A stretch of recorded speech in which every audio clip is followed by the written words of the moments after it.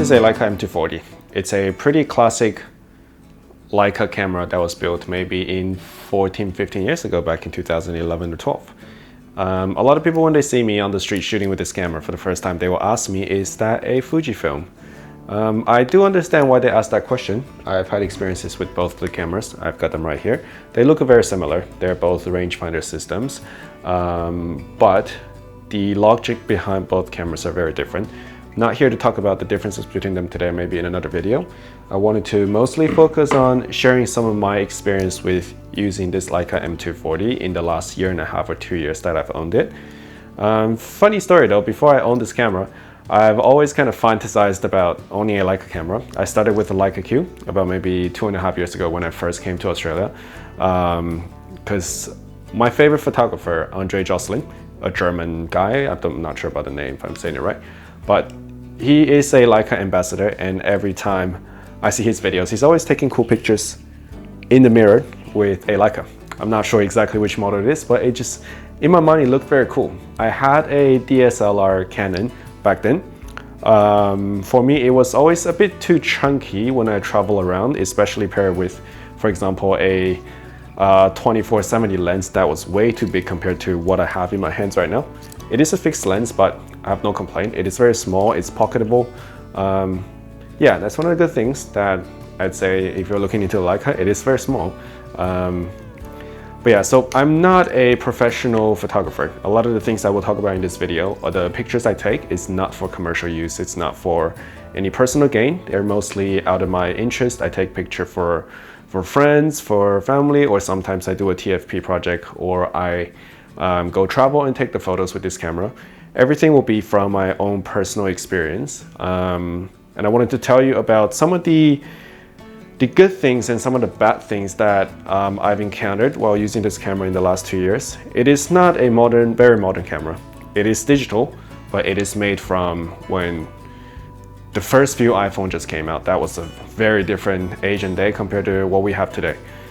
But yeah, if you like any of the things I tell you later, feel free to drop a like down below or comment down below. Let me know what you think about everything that I've said. If you have any questions, if you want me to talk about anything more, we can definitely make another video of that as well. But yeah, so let's walk through that. I'll also put some of my photos in between so you can see what the picture actually look like with this camera and whether you are interested in buying one or not. I'm not trying to convince you to, or I'm not trying to convince you not to. That's up to you. I'm just telling you about my personal experience, and yeah, let's get into it and then see what we got.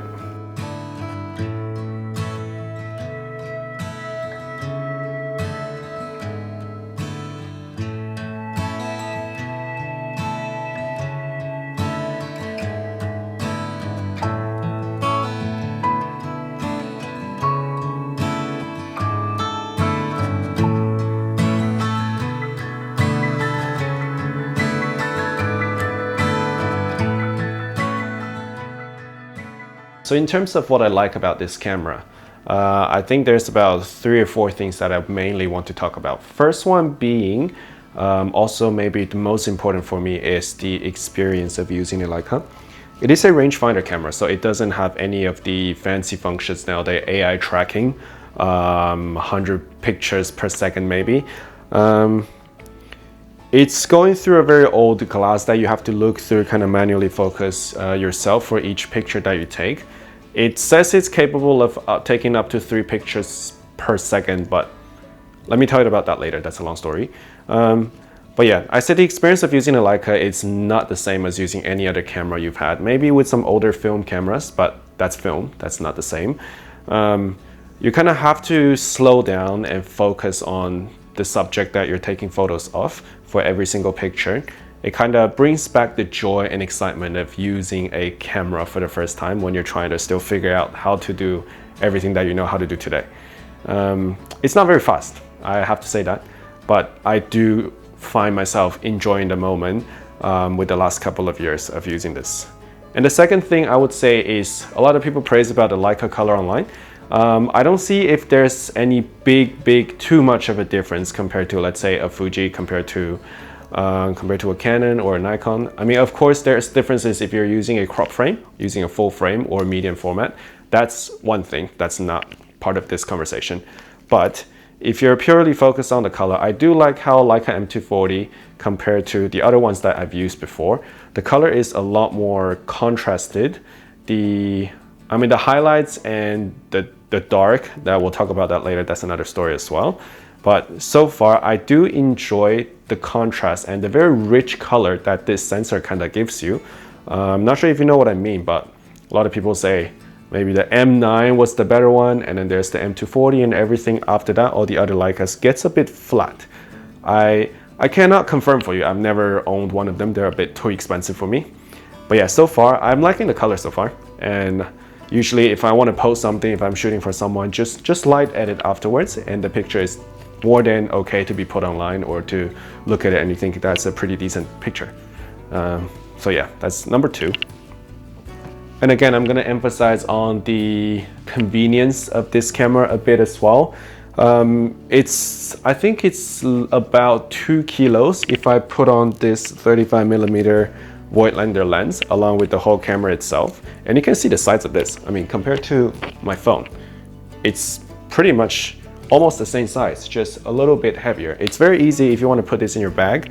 If you're wearing either a big bag when you're traveling or even just a small fanny pack, you're still pretty much able to put this in there and then just bring it with you everywhere you go. Another thing, I do like the feeling of this in my hand. It's not too heavy for me, like I said, and just the look of it, just look at the color. It is, I think it might be one of the last generation of the black Leica that still use the brass as the material. I mean, there are the black painted version coming with the M11, but that's it's not the major one. This one, I'd say I really enjoy just being able to use it, and then sometimes I drop it, or sometimes I slide it on the table and it leaves a mark somewhere on the camera and made the black turn into brass golden kind of color. Golden black is always one of my favorite colors, so I definitely enjoy using this. And just sometimes I'm like one of those Leica people that I look at the camera more than I look at the picture I take with it. No offense, but that is me, and I do enjoy doing that. I mean, if I don't like the camera that I'm using or that I bought, why would I buy in the first place? You know what I mean? But yeah, that's a couple of the things that's on the top of my head in terms of what I like about this camera. In terms of what I don't like about this camera, the first thing, like I mentioned earlier, is the speed. The camera is not very new. The sensor is not very new either. It's got a 1 GB storage internally. So every time, I mean, it's advertised you can take 3 photos per second, or 3 to 5, I think. But for me, every time if I try to take many pictures, a couple seconds in a row, the camera tends to just freeze up, and then the whole thing becomes a brick. The lights are flashing, it's still clicking, but I'm not able to continue to use the camera. So I have to take out the bottom plate, take out the battery, put it back in, turn it back on, wait a couple of seconds, which is not a problem.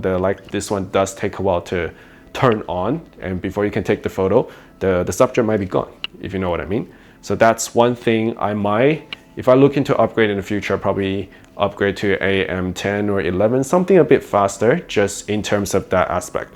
And the second thing is also related to the color. I talked about how the rich color and the contrasty look with the M240 I really enjoyed.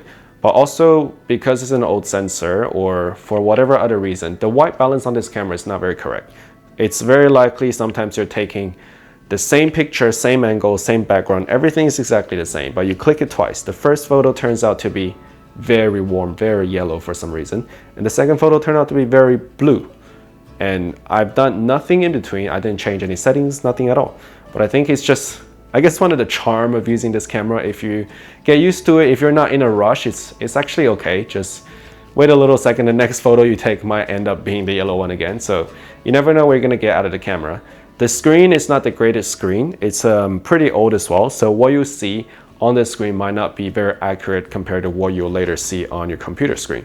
So that's another thing to keep in mind if you want to be able to see what you're taking picture of before you even put it in your computer, because this one is old, so you have to physically take out the SD card, plug it into your computer or your phone before you can actually see the photos. It doesn't have any built-in Wi-Fi function that works really well. So another big thing I'd say is it's not weather resistant. So if If it's like drizzling a little bit of rain, I would usually take it outside, wipe it down. It should be okay. But any occasion where it's snowing or where it's a pouring rain, I find myself it's a bit hard to bring the camera out if no one else is holding, for example, an umbrella for you, or you have to wrap your camera around with some plastic wrap or something. Because, I mean, you have to use two hands to focus with this camera. And if one hand is holding an umbrella in the pouring rain, it's basically very impossible to do three things at the same time, I would imagine. So I said that's another thing. If you're looking into a Leica, but you want some reassurance on not getting any water or dust in the camera, maybe this is not the best one to go. Maybe go for the newer Leica Qs or any series like that. I think they have pretty decent water resistance levels up there. So that's another thing for me.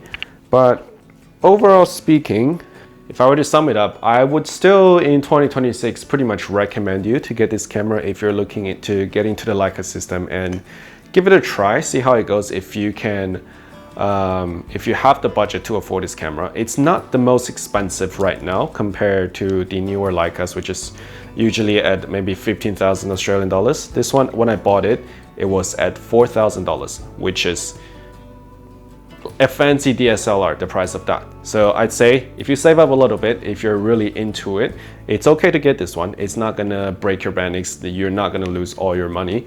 And you can definitely find some cheaper lenses compared to buying the actual fancy Leica lenses, which I do not have. I have many the off-brand ones. But yeah, for me personally, it's mostly about the convenience of using this camera and also the experience of me using it. I'm not using it right now for any professional work. If I get into that in the future, maybe I'm looking for an upgrade or even a different camera system that's more efficient and fits the need of what I will be doing. But for now, just for personal use, for taking photo for friends or family or bringing it out when you're traveling, it's more than capable of doing anything that any other camera are able to do. Yeah, I like the brand. I like the Leica. I'm not saying all this for this video because I'm a super fanboy or anything. I do think it's expensive. I do think there's things that other camera brands do better. But just for a personal experience as a camera lover and a photography enthusiast at the moment, yeah, I would say you can give it a try. Try to see if you can find a good condition one in your local market. And yeah, go for it. Why not? No one's stopping you. I'm not paying for you. You know what I mean? But yeah, that's pretty much everything I want to talk to you about today. Not too much information. I'm sure you can find all the detailed specs and everything of this camera online everywhere. It's been out there for a very long time. It's purely just a little bit of my personal experience with it. And yeah, this is probably going to be my first YouTube video that I talk actually on the screen. I posted some before, but I'm hoping to start posting more in the future. So if you like this, feel free to, again, drop a like down below. Let me know what you think. And what kind of content do you want me to put on this channel that will interest you the most, or for you to follow me? Let me know as well so I can make more for you guys in the future. So yeah, I'll probably end this video with a couple more photos that I've taken with this camera. See for yourself. I personally had fun using them. But yeah, I'll see you next time.